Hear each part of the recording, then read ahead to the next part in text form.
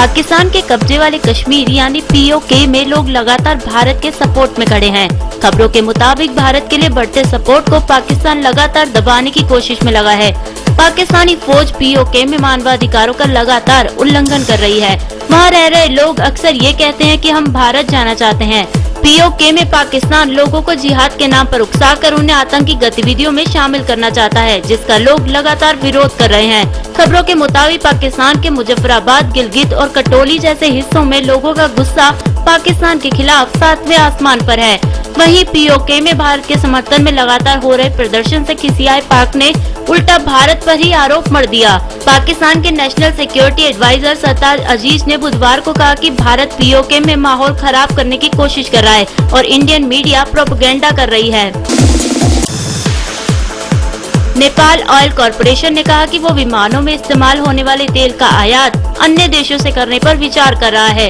ये तेल नेपाल में एयर कार्गो के माध्यम से आएगा।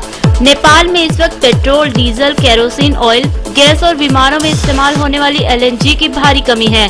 उधर नेपाल भारत सीमा को देश की तराई पार्टियों ने बंद किया हुआ है और वो नेपाल में आए नए संविधान का विरोध कर रहे हैं। नेपाल ऑयल कॉरपोरेशन के प्रवक्ता दीपक बराल के मुताबिक तेल की किल्लत को ध्यान में रखते हुए किसी पड़ोसी मुल्क से उसे लाने की संभावना पर विचार विमर्श किया जा रहा है।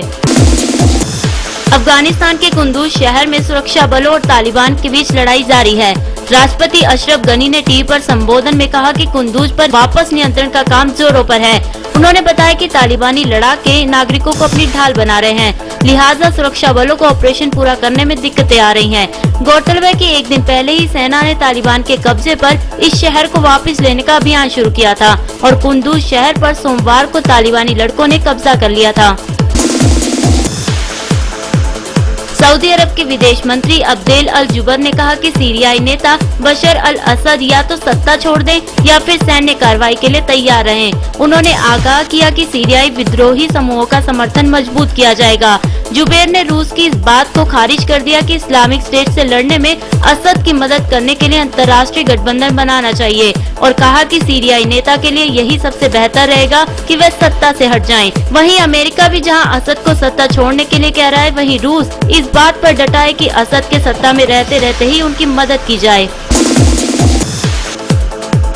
पेरू में चीनी नियंत्रण वाली तांबा खनन परियोजना को लेकर किसानों और पुलिस के बीच संघर्ष में 4 लोग मारे गए और 22 लोगों के घायल होने के बाद सरकार ने नागरिक आजादी पर रोक लगा दी।